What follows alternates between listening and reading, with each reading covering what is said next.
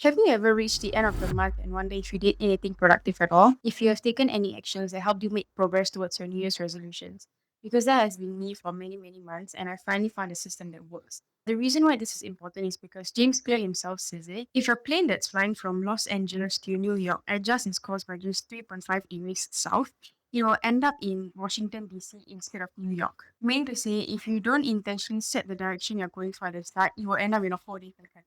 And if you don't take time to course correct middle of the path, you'll end up going the wrong direction continuously for more than just a month. This is why planning and reviewing each month is incredibly important. So how can we solve this? In this video, we're going through a 6-step framework. First, by understanding which areas of life that matter to us. And once we have a list of that, we understand where we are right now. Thereafter, where we want to be, like where we want to get to in a certain area of life. So once we have the starting point and once we have the end point, number 4 will be planning the action steps in order to get from point A to point B, which is current versus design. And to ensure that we actually execute the things we plan, you have to schedule them into a Google Calendar or whatever calendar, honestly. And then review our performance at the end of the month. So let's start.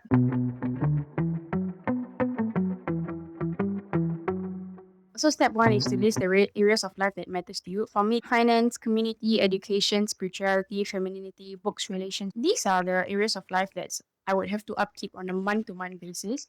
Whereas some things that would require more intentional effort to grow and continue will be my quarter goals. I actually follow Brian Morgan's method using the 12-week year and I plan it in terms of quarters. So I'll be covering that in a separate video because that's a whole topic on its own. So for the monthly ones, once we understand like what areas of life matters to us, and then step two will be to take inventory of where we are right now. For me, in terms of philanthropy, I realized I wasn't actually doing much community service. I wasn't doing much volunteering or donations. So that's something I did quite like. I knew that this is something I need to work in. So then the step after that is to like set the desired goal that we want to achieve, which is to be much more engaged in it. But that is not specific enough, which is where the action planning comes into place. This is where I started quantifying and get a bit more specific. I set a plan to have at least 12 volunteer sessions done, which would mean at least like once a month, like over the span of a year. When I'm like going for 10 months, maybe this time it's going to be a food donation, or beach cleanup, recycling. Then after that can be deep home cleaning. These are just some things I'll have in my mind. Next step is to help us ensure that we actually execute it. Therefore, I'll schedule one block into my calendar. I'll duplicate this block to ensure it repeats for all 12 months.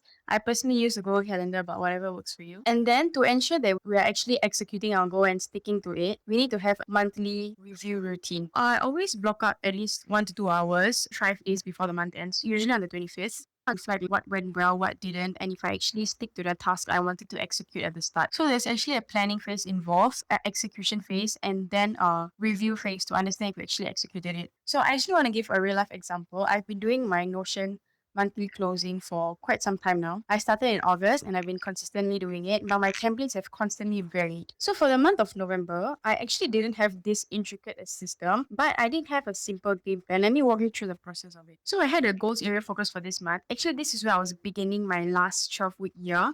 Earlier this time, the goals I had for this quarter was increasing my muscle mass and increasing my TikTok reach. I just did a quick monthly recap and what I was proud of. For that, I was actually being able to be much more consistent and plan ahead of time, which allowed me to post one video a day. Health wise for November, it was going as well. I was doing like workouts and eating a high protein diet. So after I planned what went well, then I focused on what is like missing or what I can optimize a bit more. I realized I had lead indicators to measure, which is like, oh, I'm doing this, I'm doing 2 strength training per week, and every 2 weeks I'm ensuring to have some sort of progressive overload with increase of reps or increase of weight. But I realized I'm not measuring my leg indicators, which would be the actual result. So for my TikTok, what I did was I created a spreadsheet which allowed me to track how much my follower count has increased by. And for my health, how much am I currently weighing in terms of fat mass, skeletal muscle mass, as well as body weight. Then after that, I asked ChatGPT to calculate me a good estimate for an increase. And then I just put my end goals at the bottom, like what I want to achieve. So having lead indicators and lag indicators is really important. So this is something I was able to course correct. Then I did a quick zoom out and understand why these goals are emotionally important to me. Afterwards, I game planning session for next month and I scheduled the activities like 2 times strength training per week into my calendar. And the lastly was to do a quick to-do list review, a phone storage cleanup, and my book TBR setup for the next month. So that was how November went. But when it came to December, I realized that it was also kind of closer to my New Year's resolution. So I was planning for that, I realized that wow, there's a lot more areas of life I want to double down in and improve on, including femininity, spirituality, continued education. So what I did was actually I realized that these goals, having a starting place and ending place, meaning to say, let's say by the end of 12 months, I want to have read 12 self-help books. So it means once a month, right?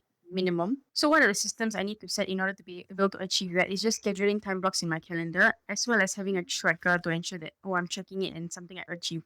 I created a Google Sheet spreadsheet tracker, which is by the end of the month, these boxes I will tick off, and at the bottom, if I completed everything for the month, it would be 100%. Of course, my aim is not 100% because I'm a human being and my energy will fluctuate, and sometimes work hectic, and sometimes work and school is just going to be really hectic, and I won't be able to keep up with all of them. So I'm happy if it's at least a 75% and above. So the reason why I'm sharing my examples from November and December, the things that changed, going from just game planning the next month to actually setting aside, okay, what is my 12-week year focus? What is my monthly focus closeout list that I really need to hammer in on? The reason I'm saying this is because honestly, to have a system that works for you, you really need to experiment and just implement to see what works. I'm thinking of doing like a bingeable every month, a monthly closeout system series. Here's a quick mind map that you can screenshot off. Why this is important is because it's to live more intentionally. The purpose of this whole monthly closeout system is to live a much more intentional life by reviewing and planning every single month. Means review how the past month went, if you're aligned with your goals. If you're not, what can you change to reach your goals this month? It's really important to block out time the next month to review it, and so you can polish up the month after that. There's a quote that says a lot of people really overestimate what can be done in a year, but underestimate what can be done in a month. Sometimes time really flies, so you need to like pause a bit, take stock of where you are right now, pivot if need be, and then execute. And when you execute, you find something that works, stick with it. If it doesn't, it's okay, just change it. This is how my monthly closing system has helped me. If you're interested in having systems in other areas of life like finance, health planning, or goal setting, you can check out my videos up above. Thanks